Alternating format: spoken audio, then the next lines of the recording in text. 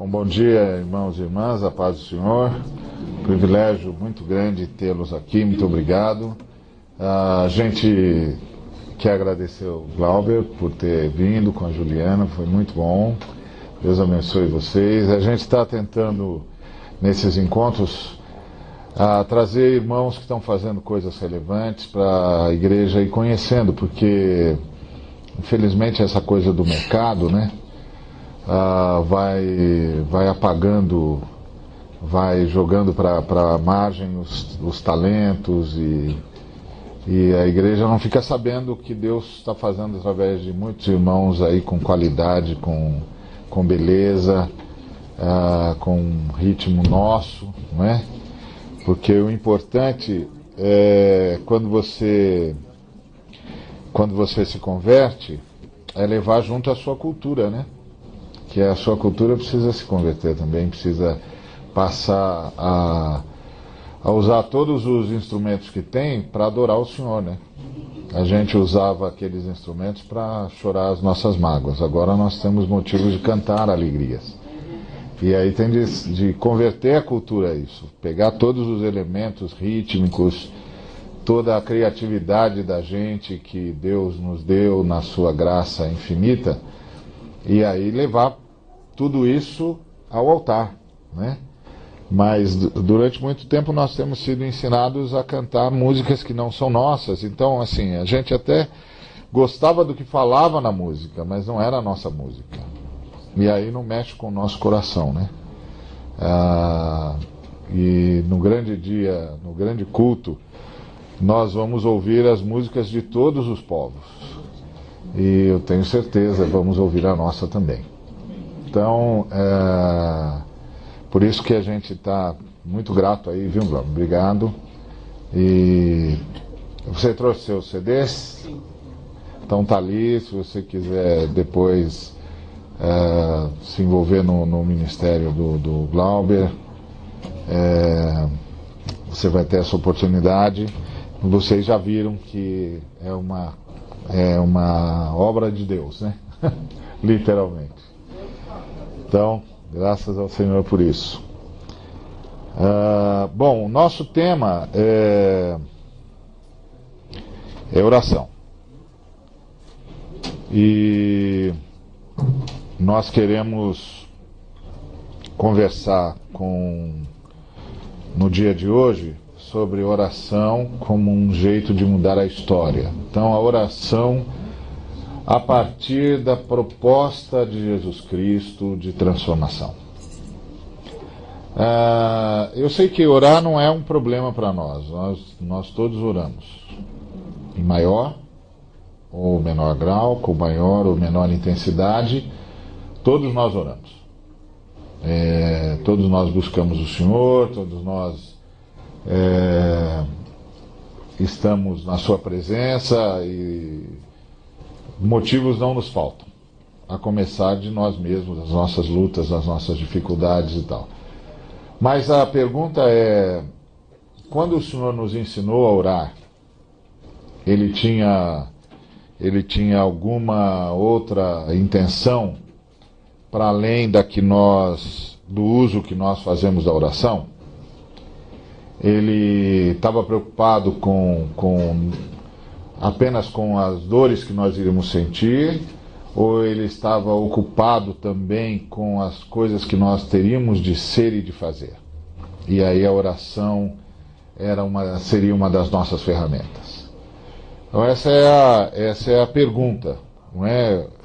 E aí nós estamos trabalhando com essa perspectiva de que quando o Senhor nos ensinou a orar, de que toda a oração nas Escrituras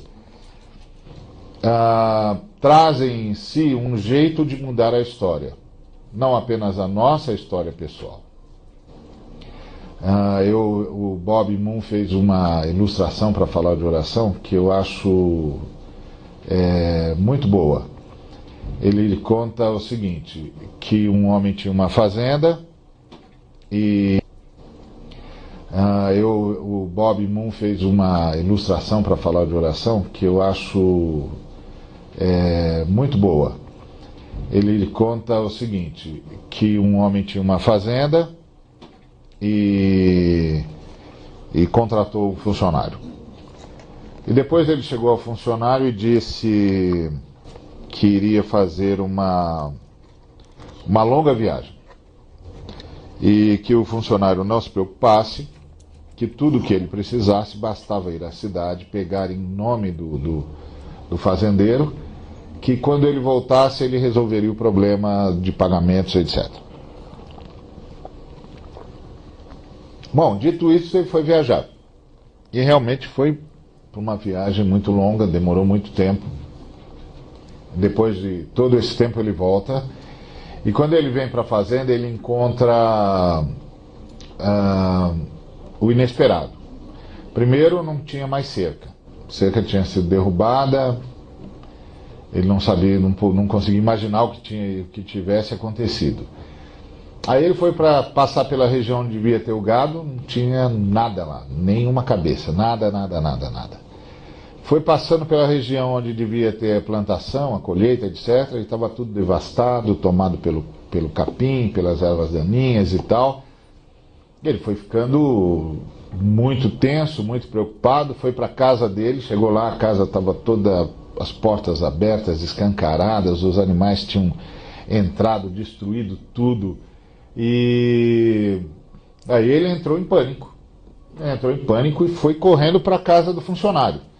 Quando ele foi se aproximando da casa do funcionário, o quadro foi mudando. A grama era bonita, importada, a casa tinha sido aumentada em 2 cômodos, tinha uma antena parabólica no teto, tinha uma cabine dupla, dessas picapes bonitas lá fora. E ele entra e o sujeito está confortavelmente sentado num sofá maravilhoso assistindo uma TV gigante. Aí ele, atônito, já arrancando os cabelos, diz: mas o que aconteceu aqui? E o camarada disse: nada, não aconteceu nada, que bom, o senhor voltou, quanto tempo? Não aconteceu nada, o senhor não disse que ia fazer uma longa viagem? Disse. O senhor não disse que tudo que eu precisasse, eu podia ir na cidade, pegar em seu nome e tal? Disse. Então, tá tudo aqui, as notas, tá tudo certinho. Aí ele falou: mas, rapaz, quando eu disse isso, eu estava pensando na fazenda. E quando Jesus Cristo disse: tudo que pedirdes ao Pai, crendo que recebeste, será assim convosco, ele estava pensando no reino. Ele não estava pensando só na nossa dor de barriga. Eu estava pensando no reino, nas pessoas que precisavam vir, nas nações que precisávamos conquistar, nas cidades que precisávamos mudar, nos lugares que precisávamos influenciar, nas pessoas que precisávamos alcançar. Então é sobre esse espírito que eu queria falar com vocês, sobre oração como um jeito de mudar a história. Vamos orar? Pai querido, muito obrigado por essa manhã, porque o Senhor nos trouxe aqui, pelo que o Senhor já nos ministrou, através dessas músicas tão lindas e tão tocantes para nós. E agora, mais uma vez, nos rendemos à Tua misericórdia e à Tua graça. Rogamos que, por causa do sacrifício de a Tua palavra, mais uma vez, floresça no nosso coração e que o Teu nome seja honrado. Em nome de Cristo Jesus. Amém. Muito bem. Oração, um jeito de mudar a história. Então, como é que a gente trabalha essa questão da oração como um jeito de mudar a história? O que nós precisamos orar? Ou pelo que precisamos orar? Ou pelo que precisamos aprender a orar para mudar a história? E aí a primeira coisa que eu gostaria de chamar a atenção é que nós temos de aprender a orar pelo Pai. A gente pode dizer, mas não tem alguma coisa errada aí? Porque a gente ora ao Pai. A gente não ora pelo Pai. Mas eu queria chamar a sua atenção para o fato de que a gente ora ao Pai, sem dúvida alguma. Mas que a gente está orando bem ao Pai quando a gente começa a orar pelo Pai. E aí eu queria que você se lembrasse da oração que o Senhor nos ensinou. Pai nosso que estás nos céus, santificado seja o teu nome, venha o teu reino, faça-se a tua vontade, assim na terra como no céu. O pão nosso de cada dia dá-nos hoje, e perdoa-nos as nossas dívidas, assim como nós temos perdoado aos nossos devedores. E não nos deixes cair em tentação, mas livra-nos do mal. Pois teu é o reino, o poder e a glória para sempre. Amém.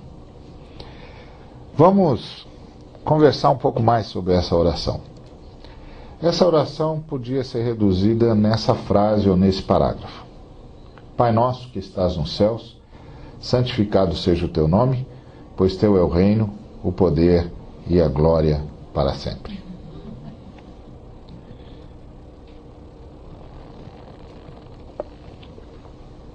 Por quê? Porque o que nós estamos pedindo é pelo Pai. Santificado seja o teu nome. Essa é a oração. Pai nosso que estás nos céus, santificado seja o teu nome, pois teu é o reino, o poder e a glória para sempre. Todas as outras coisas que estão entre a frase santificado seja o teu nome e a frase pois teu é o reino estão ali para que o nome do Senhor seja santificado. Então, primeiro nós reconhecemos que Ele é Pai, que é um reconhecimento extraordinário. Extraordinário. Jesus é o único de todos os líderes que a história conheceu, todos os líderes de fé que a história conheceu, que ensinou que Deus é Pai.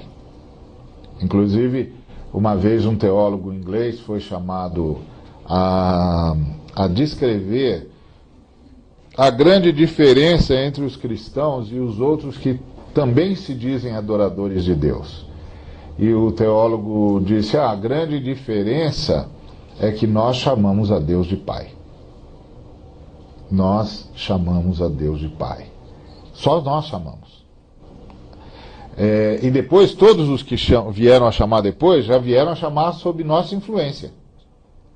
Mas no âmago da fé deles não está essa relação filial. Quem falou dessa relação filial foi Jesus. Não quer dizer que, por exemplo, que o Antigo Testamento não conhecesse Deus como Pai, mas não como Pai pessoal.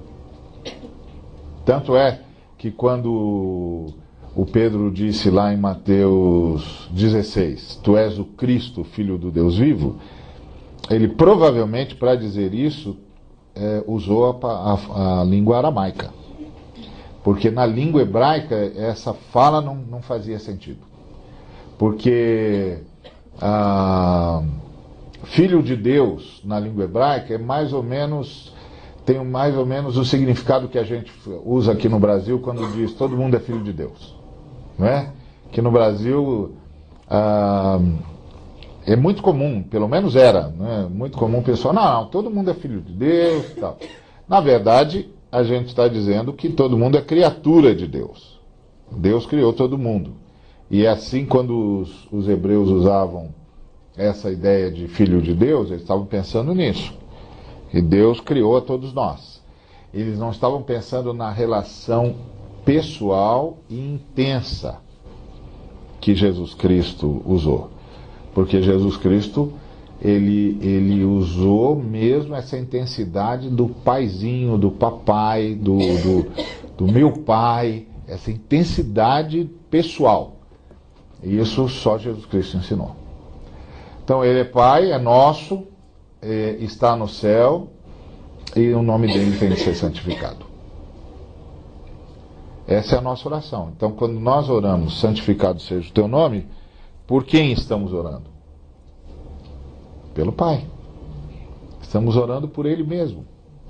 É interessante isso. Estamos desejando algo para Ele, não estamos desejando algo para nós, a priori. Estamos desejando algo para Ele, estamos fazendo uma oração. Pai, santificado seja o teu nome. Pois teu é o reino, o poder e a glória para sempre. Santificado seja o teu nome. Ou seja, nós estamos, quando fazemos essa oração, atestando que nós somos aqueles que voltaram da rebelião. Porque a Bíblia fala que houve uma rebelião no universo, que uma das 3 pessoas mais poderosas que Deus havia criado se rebelou contra ele, que ele arrastou consigo 1/3 das milícias celestes e seduziu a humanidade para abraçar a sua rebelião. Quem somos nós? Nós somos os que voltamos da rebelião. Nós somos os que voltaram da rebelião. Nós somos os que romperam com a rebelião e voltaram para Deus. E nós voltamos de joelhos, reconhecendo que Deus é digno de toda a honra, de toda a glória e de todo louvor, que o universo só faz sentido por causa dele e que a vontade dele é o que há de melhor no universo, em todos os tempos, por toda a eternidade. Que qualquer coisa fora da vontade dele é disfuncional. Qualquer coisa fora da vontade de Deus é como uma roda sem eixo, que perdeu o eixo. Onde tudo está fora de centro. Então, a vontade de Deus é a funcionalidade, é o que dá funcionalidade a tudo, dá sentido a tudo. Então, nossa oração é: Pai nosso que estás nos céus, santificado seja o teu nome. E esta é, de fato, a única oração que nós temos. Essa é, de fato, a única oração que nós temos. Santificado seja o teu nome, pois teu é o reino, o poder e a glória para sempre. E então vamos ver o que isso significa. Para que o nome de Deus seja santificado, o que precisa acontecer? Primeiro, que venha o teu reino. Que venha o teu reino. E o que é vir o reino de Deus? É que a vontade dele seja feita. Que a vontade dele seja feita na terra como no céu. Ora, isso muda tudo e todos. Tá certo?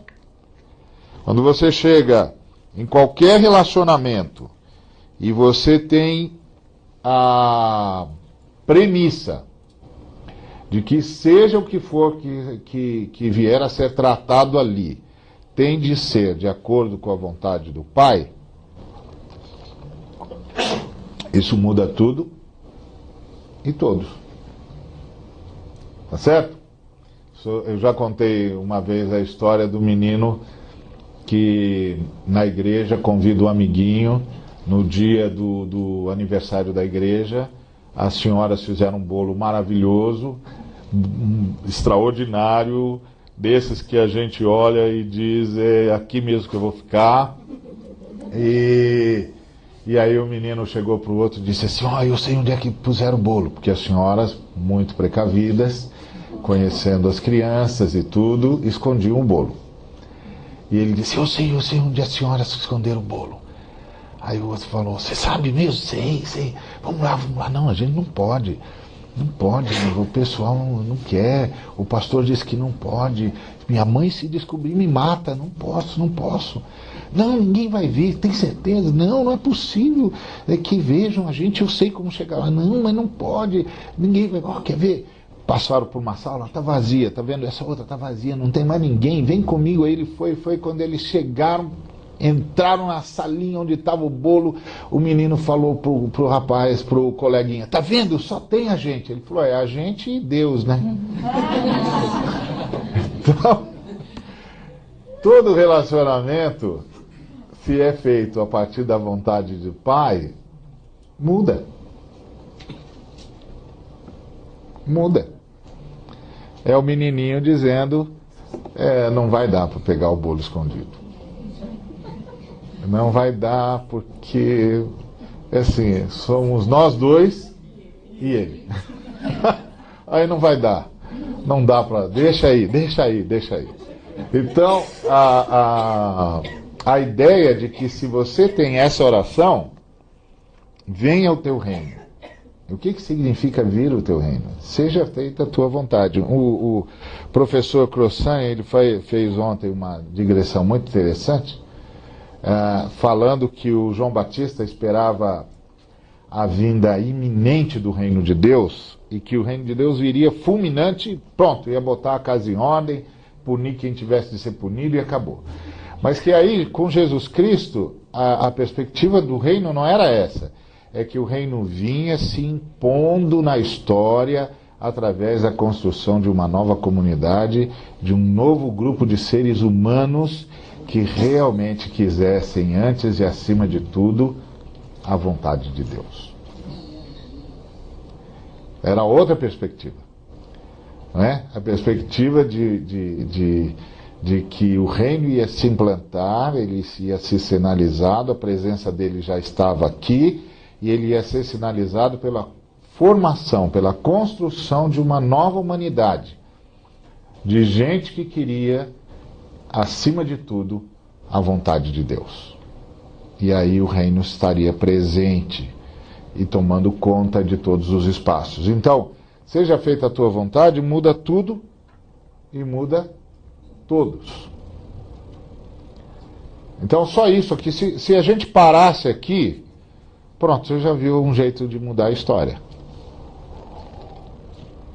É orar para que tudo que seja feito seja de acordo com a vontade de Deus. E é óbvio que não dá para orar para que a vontade de Deus seja feita sem ser o primeiro a fazê-la. Senão nem faz sentido orar, né? Que eu oro para que seja feita a vontade de Deus e sou o primeiro cara que não faço. Não dá, a oração não se sustenta, não é? Não tem jeito. O Senhor Jesus não vai nem acreditar, vai dizer não. Você decorou, eu já sei, você decorou a oração, não foi? Então, não funciona não funciona não. Para que o nome do Senhor seja santificado, o pão nosso de cada dia nós oramos. O que significa pedir o pão nosso de cada dia? É pedir para nos manter dependentes dele e responsáveis uns pelos outros. Porque é isso que santifica o nome de Deus, que faz com que Deus seja reconhecido como único, como inigualável. É a história do que o Atmani contava lá do irmão que tinha uma plantação de arroz. Eu acho que eu contei num dos nossos encontros aqui, eu contei essa história. O irmão tinha uma plantação de arroz, num platô, ele fez um sistema de irrigação para ele.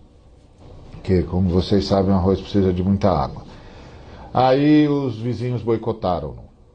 Ele foi lá e consertou porque ele não queria encrenque, ele era crente na China, ele queria dar bom testemunho. Foi lá e consertou a irrigação. Aí eles boicotaram novamente. Ele foi lá e consertou de novo.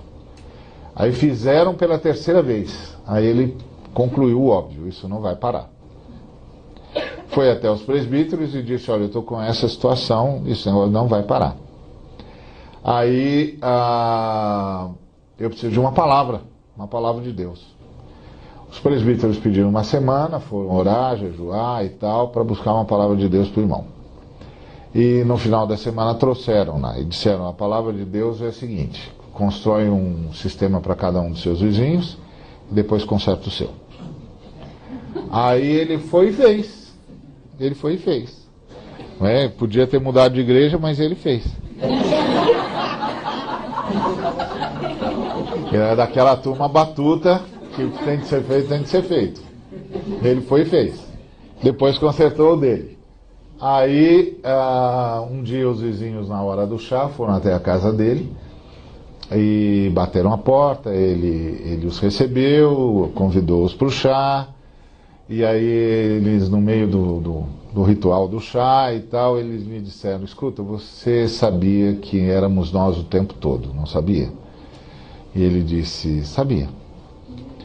E por que você fez o que fez? Aí ele disse, por causa de Jesus de Nazaré, o meu Deus. Ele me ensinou a fazer assim. E aí os vizinhos disseram-lhe, conta pra gente mais sobre Jesus de Nazaré, porque nós queremos conhecer um Deus que é capaz de fazer isso na vida de um ser humano. É por isso que nós oramos o pão nosso de cada dia. Para que o Senhor nos mantenha dependentes dele e nos mantenha responsáveis uns pelos outros. Porque quem pede o pão nosso se dispõe a ser a padaria de Deus. Não é isso? Você se dispõe a repartir. Você está dizendo, Senhor, e se o Senhor quiser trazer o pão para todo mundo através de mim, o Senhor pode ficar tranquilo que eu saberei o que fazer. Eu sei que o Senhor que está querendo abençoar a gente. Não vai comigo acontecer o que aconteceu com o irmãozinho que falou para Deus, Senhor, eu estou aqui nessa necessidade aguda e o Senhor não me ouve. E o Senhor disse, não, eu te ouço e já ouvi, já respondi a sua oração. Só que eu mandei através de um irmão seu, ele pensou que era para ele e guardou. Então, quer dizer, quando você diz o pão nosso de cada dia, você se obrigou a olhar para o lado. Se obrigou a todo dia que você é abençoado a perguntar a Deus, Senhor, o Senhor tem mais alguém em mente? Tem mais alguém que o Senhor está querendo abençoar? O Senhor quer que eu distribua isso para quem? Quem são os teus filhos e filhas que eu devo abençoar? Porque o Senhor está pensando na igreja o tempo todo. Não é? Então isso santifica o nome de Deus. Porque se eu pego tudo para mim, bom, isso só fala de mim, né? Eu sou como qualquer ser humano, todo ser humano é assim. Todo ser humano caído é desse jeito, pega tudo para si. É esganado, né? O problema do egoísta é que ele é um cara esganado, né? Ele acha que não vai sofrer, não vai sobrar para ninguém, então ele pega tudo. Não é? Porque não vai sobrar, não vai sobrar, não vai sobrar. Então ele pega tudo que é para não faltar para ele. Que já que não vai sobrar, que não falte para mim. Então é um negócio horrível isso. O que é que santifica o nome de Deus? Eu ter muitas bênçãos ou eu distribuir muitas bênçãos? Porque quando você diz Deus é bom porque me abençoou, Deus abençoa todo mundo, moço. Deus faz o sol nascer sobre os justos e injustos. Deus faz a chuva cair sobre a terra de todo mundo. Deus dá tempos frutíferos para todo mundo. Deus sustenta esse negócio aqui. Isso não significa que você tem um relacionamento pessoal com Deus e diferente. O que demonstra que você e eu temos um relacionamento pessoal e diferente com Deus é que, a exemplo de Deus, nós nos tornamos abençoadores. Aí as pessoas dizem, esse camarada se encontrou com alguém, porque ele está abençoando todo mundo que ele pode abençoar. Então, o que é que santifica o nome de Deus? Eu ser próspero ou eu ser um agente de prosperidade para um montão de gente? Então, a oração é: santificado seja o teu nome. Santificado seja o teu nome. Para que o teu nome seja santificado, seja feita a tua vontade. Para que o teu nome seja santificado, que o pão nosso, que o pão de cada dia, seja de cada dia e seja nosso. E o bom de ser de cada dia é que, assim, eu fico confiando no Senhor mesmo, porque no dia seguinte vou precisar dele de novo. E depois de novo, e depois de novo, e depois de novo. Um cristão jamais dirá: minha alma, regala-te, porque os celeiros estão cheios. Porque os cristãos sabem que a qualquer momento a voz do Altíssimo pode soar dos céus. Louco, ainda hoje eu te pedirei a tua alma e o que tens para me apresentar. Nós sabemos disso. A qualquer momento a voz do Altíssimo pode ecoar E todos nós sonhamos que Ele, ao dirigir-se a nós, não nos chame de louco, mas nos diga: servo bom e fiel. E nos chame para a sua glória, que é o que todos nós esperamos. Na verdade, a gente prefere o arrebatamento, mas se não der, não é? Não tem problema. A gente ser cristão, andar com Deus é um negócio legal, porque a gente sabe que se acorda, Ele está com a gente; se a gente não acorda, a gente está com Ele. Então, nós estamos sempre bem. Estamos sempre bem. Então, mantém-nos dependentes de Ti e responsáveis uns pelos outros, assim como perdoamos. Então, perdoa as nossas dívidas, assim como perdoamos os nossos devedores. Uma outra forma de traduzir esse texto é: só nos perdoe se a gente perdoar. Mas os nossos tradutores foram bondosos e preferiram a forma mais branda de tradução. Por quê? Porque nós, perdoando, é o que santifica o Pai. Porque o Pai perdoar-nos, Ele faz o que é próprio. Agora, a gente perdoar não é próprio da gente, não. Nós somos muito mais chegados à vingança do que ao perdão. Não é? O pessoal fala assim do olho por olho, dente por dente e tal, mas isso é cruel? Cruel não, isso é o justo. Porque a gente sempre acha que o nosso olho vale a vida do outro. E o Senhor diz: não, o seu olho só vale um olho, não vale dois. Seu dente só vale um dente, não vale dois. Não é para arrancar a arcada dentária do sujeito. É um princípio de justiça, não é? Então, quando é que nós santificamos o Pai? Quando nós perdoamos. Aí nós deixamos claros para todo mundo que Deus fez algo na vida da gente. A gente se encontrou com Ele, ou a gente foi encontrado por Ele. Não nos deixes cair em tentação. Por quê? Porque nós saímos da rebelião e não queremos voltar. Nós, cristãos, entendemos a questão do pecado como um negócio muito sério, que é tomar partido da rebelião. Nós saímos da rebelião e não queremos voltar para lá. Nós não temos mais nenhum prazer na rebelião. Além do que, lá não tem nada mais para nós mesmos. E aí, para ir lá, só se a gente se deixa cair na tentação. É a música do Glauber dizendo que a gente, de repente, aceita os grãos do passarinheiro.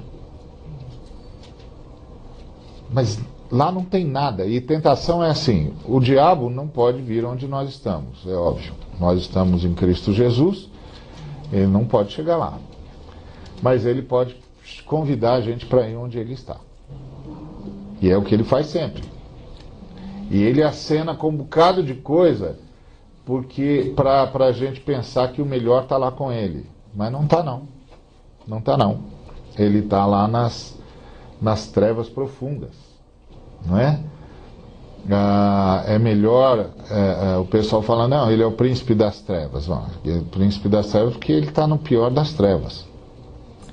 É melhor ser bobo da corte na luz do que príncipe nas trevas. Então, se você tiver de escolher, escolha ser bobo da corte na luz do que príncipe nas trevas. Porque lá não tem nada mesmo. Lá não tem coisa nenhuma. Lá o pessoal, uma vez, o pessoal dizia, né? Essa música aqui, essas músicas, esses ritmos são de Satanás e tal. Mas como se lá nas trevas tudo é mudo? Eles não cantam. Eles só grunhem. Eles perderam a motivação para cantar. Eles perderam o senso do belo. Eles não cantam. Eles se travestem, mas eles não têm mais nada. Eles são seres absolutamente desfigurados. E tudo que eles querem é desfigurar a humanidade também. Então nós saímos da rebelião e não queremos voltar. Isso é essa disposição no nosso coração que santifica o nome de Deus. E a oração termina: livra-nos do mal. O que significa isso? Que o rebelde não tem em nós nenhum ponto de apoio. É o que Jesus Cristo disse. Aí vem o príncipe deste mundo e ele nada tem em mim. Que é uma frase estranha. Parece que a melhor frase seria: eu não tenho nada a ver com ele, ou ele não tem nada a ver comigo. Mas o Senhor Jesus não disse isso. O Senhor Jesus disse: ele nada tem em mim. Ou seja, ele não encontra em mim nenhum ponto de apoio. Não tem nada em mim que ele possa se apoiar para promover a rebelião dele. Né? E que eu penso que é a forma como os demônios sabiam que estavam lidando com Jesus. Que hora que é o intervalo, hein? 45? Então tá bom. Como eu penso que os demônios sabiam que estavam lidando com Jesus. Eles não têm revelação, como é que eles sabiam que era Jesus? É que eles olhavam para Jesus e viam que todos os espaços estavam ocupados por Deus. Então eu imagino eles conversando e dizendo: tem um homem andando na terra, que é diferente de todos os outros. Todos os espaços nele estão ocupados por Deus. Ele deve ser o prometido. Nele nós não encontramos nenhum ponto de apoio. Não há nada nele que a gente possa pegar. Ele deve ser aquele de quem os profetas falaram. Percebe? Essa é a nossa oração. Pai nosso que estás nos céus, santificado seja o teu nome. Venha o teu reino. Seja feita a tua vontade, assim na terra como nos céus. O pão nosso de cada dia dá-nos hoje. Perdoa-nos as nossas dívidas, assim como nós perdoamos os nossos devedores. E não nos deixes cair em tentação, pois teu é o reino, o poder e a glória para sempre. Então, o Senhor merece isso, porque o reino é teu. É o Senhor que reina sobre tudo e sobre todos. E o Senhor merece essa glória porque o poder é teu. E é o Senhor que nos sustenta. Portanto, a glória só pode ser tua mesmo. É só uma questão de justiça. E essa é uma oração que só se pode fazer da igreja. Veja, eu coloquei a frase de propósito. É uma oração que só se pode fazer da. Eu não disse na. Da igreja. O que isso significa? Que Deus fala pessoalmente com cada um de nós, mas nenhum de nós entra individualmente na presença dele. Todos nós, quando entramos, levamos todos os outros filhos de Deus conosco. Porque nós não queremos ouvir a pergunta: onde está o teu irmão?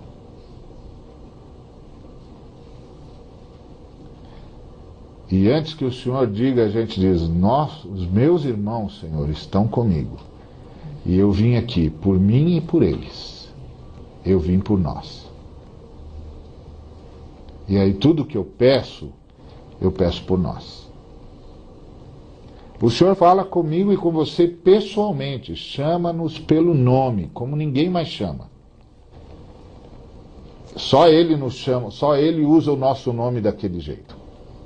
É a experiência de Maria Madalena lá no túmulo. Ela está lá diante do túmulo vazio e vê os anjos. Ela não sabe que são anjos, não os reconhece como tais. E ela diz: onde está o meu mestre? Onde está o meu senhor? E eles falam: mulher, por que choras? E ela diz: onde está o meu senhor? Eu vim embalsamar o corpo dele. Onde é que ele está? E nisso ela vê alguém atrás dela e diz: mulher, que procuras? Por que choras? E ela vira-se e vê uma pessoa e pensa que é o jardineiro. E aí ela diz: por acaso o senhor também participou disso? Onde é que vocês puseram o corpo do mestre? E vira de novo para o túmulo.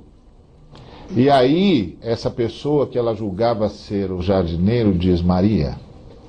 E ela responde: mestre. Como ela sabia? Ela devia dizer: escuta, de onde o senhor me conhece? Como é que o senhor sabe meu nome? Porque para ela era o jardineiro. Mas é que quando ele pronunciou o nome dela, ele pronunciou como só ele pronuncia o nome de cada um de nós. E aí nós sempre sabemos: é ele que está falando comigo. Isso é a fé cristã. É esse relacionamento profundo com Jesus Cristo. E aí tem uma hora que ele fala, e todos nós sabemos: ele está falando. Porque ele chama o seu nome como ninguém mais. É inconfundível, é único e é irrepetível. E foi isso que Maria reconheceu: mestre. Porque a lógica era dizer: mas como é que o senhor sabe meu nome? Não lhe conheço. Que é o que qualquer um de nós faria, né? Você acha que é o jardineiro, você não conhece o jardineiro. Você ainda acha que o jardineiro está nessa trama toda. Então você não está vendo o homem com bons olhos. E aí de repente ela vira e diz: mestre. Porque aquele jeito de falar só ele tinha. E isso, essa relação de Jesus Cristo é assim com cada um de nós. Cada um de nós. Quando nós entramos na presença dele, ele diz o nosso nome como ninguém mais diz. E fala conosco como se nós fôssemos a única pessoa do universo. Mas espera que ao nosso lado, carregados por nós, estejam todos os membros do corpo. Ele nunca espera, ele não conta nunca com a possibilidade de que para ir falar com ele a gente se desvencilhe dos irmãos. É a oração que só pode se fazer da igreja. Nós somos membros do corpo e é a partir dessa realidade que nós oramos. Nós somos membros da casa de Deus e é a partir dessa realidade que nós oramos. Nós somos membros uns dos outros. E é a partir dessa realidade que nós oramos. Por quê? Porque só assim o nome de Deus é santificado. Porque Deus é santificado na comunidade, por essa via comunitária e por essa vida comunitária. Por quê? Porque a tendência de todos os seres humanos é o individualismo. É a minha tendência, é a sua tendência, é a nossa tendência. A tendência de todos os seres humanos é romper um com o outro. Era o que o Sartre dizia: o outro é o meu inferno. Mas nós somos cristãos. Nós acreditamos que Jesus está certo. Que o reino de Deus é a construção de uma nova comunidade, de pessoas que só têm um desejo: que seja feita a vontade do Pai. E aí a gente vai e leva os irmãos, mas fala pessoalmente, fala da gente, fala das nossas dores, fala da nossa angústia e tal. Os irmãos não estão ouvindo, então pode falar à vontade, entendeu? Mas a gente nunca se esquece que faz parte do corpo. E que, como nós, outros também sofrem. E eles também precisam do mesmo consolo que nós viemos buscar. E eles precisam da mesma paz que nós viemos buscar. Eles precisam da mesma vida que nós viemos buscar. Eles precisam do mesmo mantimento que nós viemos buscar. Porque eles e nós somos um só. O corpo de Cristo. a imagem de Deus, a representação da Trindade. E o que é para mim é para todos os meus irmãos e irmãs. Porque senão, não haverá santificação para o nome do Pai. E é tudo o que nós pedimos. Pai nosso que estás nos céus, santificado seja o teu nome. Vamos para o nosso intervalo e depois nós voltamos para falar mais sobre santificação do nome de Deus.